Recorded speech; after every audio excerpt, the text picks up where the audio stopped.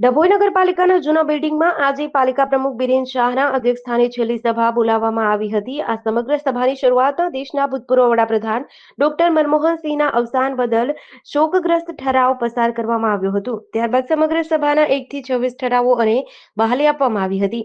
સમગ્ર સભામાં ખાસ લેવાયેલા નિર્ણયોમાં રૂપિયા 6 કરોડથી આવેલી સ્વર્ણિમ જયંતિ 2024-25ની આવેલી ગ્રાન્ટમાંથી રૂપિયા 4 કરોડ, નવીન આકાર લઈ રહેલા ઓડિટોરિયમ પાછળ ખર્ચ કરવો, 1 કરોડ રૂપિયા પૈકી 12 લાખ રૂપિયા નગરના 9 વોર્ડમાં વિકાસના કામો પાછળ ખર્ચ કરવા, જ્યારે બાકી રહેલી ગ્રાન્ટનો તાનહોલ સામે આકાર લઈ રહેલા નવીન કોમ્પ્લેક્સમાં ખર્ચ કરવાનો નિર્ણય લીધો હતો.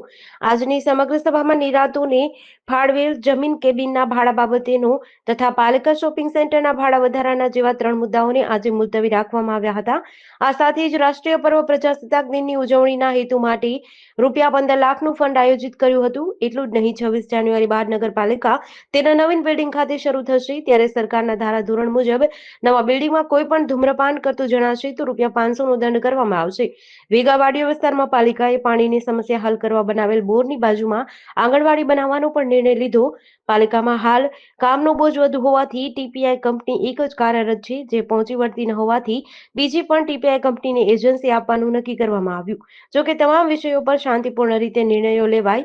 બપોરના 1 કલાકે સમગ્ર સભાનું જે જૂની બિલ્ડિંગમાં આયોજન કરવામાં આવ્યું હતું, જે આજે છેલ્લો દિવસ નગરપાલિકાનો હોય, હવે નવી બિલ્ડિંગમાં પ્રસ્થાન કરવા જઈ રહ્યા છે, ત્યારે આ જે બિલ્ડિંગની પરિસ્થિતિ છે એવી જ પરિસ્થિતિ નગરપાલિકાની ના થાય એના સૂચનો હું જાતે સભ્યોને આપ્યા હતા કે દરેક જગ્યાએ નગરપાલિકાને નુકસાન થાય છે એવા કામો ના કરી નગરપાલિકાનો વહીવટ અને સ્વભંડોળ કેવી રીતે સક્ષમ ને વ્યવસ્થિત બને એના પર ભાર આપ્યું હતું. બધા સભ્યોએ એને આવકાર્યું હતું. હવે નવી બિલ્ડિંગમાં 25 તારીખે કાલે જવાના છે, તો એનો ખર્ચા બી વધવાના છે, તો એ પ્રમાણે લોકોએ સહકાર આપ્યો હતો.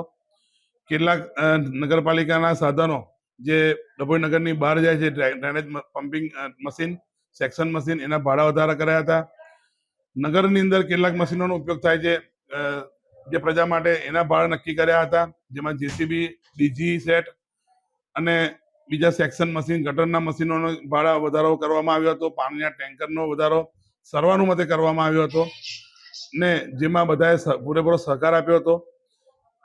આગળ 6 કરોડની ગ્રાન્ટ આવનારા સમયમાં આવી રહી છે, એના વિશેના કામો તાત્કાલિક અસરથી કામ વહેલી તકે થાય એના કારણે એવી રજૂઆત કરી હતી, જેમાં 4 કરોડના કામ, જે ઓડિટોરિયમનું વર્ષોથી કામ અટકી ગયું છે અને ધારાસભ્યશ્રીની સૂઝબૂછથી એ 40 લાખમાં કામ, જે 1.5 કરોડ રૂપિયા ભરવાના હતા, જે 40 લાખમાં આટોપી ગયું છે, તે 40 લાખ રૂપિયાનો ડીડી જીબીમાં જેટકો કંપનીમાં આપી દીધો છે, એટલે એનું કામ પણ કામગીરી ચાલુ કરવાની છે. 4 કરોડ એમાં ફાળવ્યા છે.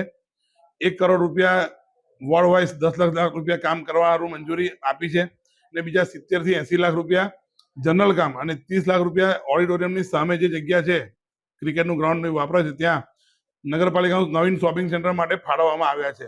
બધાએ સર્વાનુમતિથી એને સ્વીકાર્યું છે. સાથે સાથે જે ભાડા વધારવાનો વિષય હતો નગરપાલિકા શોપિંગ અને નિરાશ્રિતોનો અને નગરના કેબિનોનો, એ અમે નક્કી કર્યું હતું કે થોડો પોસ્ટપોન રાખીને આવનારી ફેબ્રુઆરી એન્ડ સુધીમાં જે બજેટની મિટિંગ સમગ્ર સભા બનશે એમાં એ લોકો જો સંકલન કરીને વાતચીત કરીને એના ભાડા નક્કી કરવાનું આયોજન કર્યું છે. નગરપાલિકા નગરના લોકોથી ચાલી રહી છે. સ્વભંડોળનું ભારણ એનાથી પગાર થાય છે. પગારમાં પહેલા 2 મહિના 3 મહિના પગાર થતો નહોતો, પણ જ્યારથી અમારું ભાજપનું બોર્ડ બેઠું છે આ 4 વર્ષથી, તો અમે પગારમાં રાહત રેગ્યુલર દર મહિને પગાર કરવાનો પ્રયત્ન પૂરેપૂરો કર્યો છે અને થયું છે. તો મારી પ્રજાજનોને બી અપીલ કરું છું અને દુકાનદારોને બી અપીલ કરું છું કે એમાં કોઈ દ્વેષભાવ વગરની વૃત્તિ વગર કામગીરી અમે કરી રહ્યા છીએ, તો એમાં સહકાર આપશો અને નગરપાલિકા કેમ વ્યવસ્થિત ચાલે અને ડભોઈ દરભાવથી કેમ બને એમાં સહકાર આપશો, એ જ નમ્ર વિનંતી. 24 વિષયો હતા, જેમાં 3 વિષયોને બહાલી નથી આપી, બીજા વિષયો બધા ચાલી ગયા છે, જે આવતી સમગ્રમાં એટલે કે ફેબ્રુઆરી એન્ડ સુધીમાં કાં તો માર્ચના પહેલા વીકમાં એ ભાડાના વિષયો લેવાના છે, જેમાં નગરપાલિકા શોપિંગ, નિરાશ્રિતોના સિંધી સમાજના જે ભાડા દુકાનો છે જે ભર બજારમાં છે તે, અને નગરપાલિકાના બેંક ઓફ બરોડાની બાજુમાં જે બિલ્ડિંગ છે એના ભાડાનો ઉલ્લેખ ત્યાં કરવામાં આવશે. જેડીસી ન્યૂઝ સાથે નિરંજન ચૌહાણ, ડભોઈ.